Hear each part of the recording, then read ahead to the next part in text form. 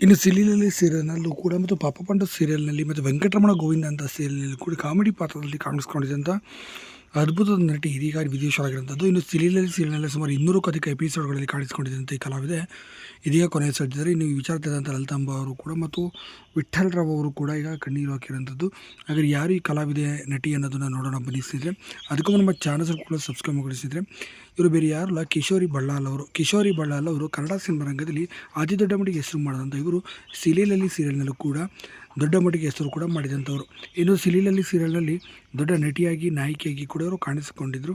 ಮತ್ತು ಸುಮಾರು 150 ಎಪಿಸೋಡ್ಗಳಲ್ಲಿ ಲಲಿತಾಂಬನ ಅಜ್ಜಿಯ ಪಾತ್ರದಲ್ಲಿ ಕಿಶೋರಿ ಬಳ್ಳಾಲ್ ಅವರು ಕಾಣಿಸಿಕೊಂಡಿದ್ದರು. ಈ ನಟಿ ಇದೀಗ 94 ವರ್ಷ ವಯಸ್ಸಾಗಿದ್ದು, ವಯಸ್ಸು ಕಾರಣದಿಂದ ಕೂಡ ಬಳಲುತ್ತಿದ್ದರು. ಸದ್ಯ ಮಕ್ಕಳು ಮತ್ತು ಮೊಮ್ಮಕ್ಕಳನ್ನು ಬಿಟ್ಟು ಇಂದು ಮುಂಜಾನೆ ಜಯನಗರದಲ್ಲಿ ಇರುವಂಥ ಸ್ವಗೃಹದಲ್ಲಿ 3:30 ಸುಮಾರಿನಲ್ಲೇ ಹೃದಯಘಾತವಾಗಿ ಕೊನೆಯ ಸೆಳೆದಿದ್ದಾರೆ ಅಂತ ಹೇಳಲಾಗ್ತದೆ. ಸದ್ಯ ಇವರ ಆತ್ಮಕ್ಕೆ ಶಾಂತಿ ಕೋರಲಾಗ್ತದೆ. ಮತ್ತು ಅಷ್ಟೇ ಅಲ್ಲದೆ ಈ ಇಡೀ ಸಿಲಿಲಲ್ಲಿ ತಂಡನೂ ಕೂಡ ಇವರ ಅಂತಿಮ ದರ್ಶನಕ್ಕೆ ಕೂಡ ಹೋಗಿದೆ.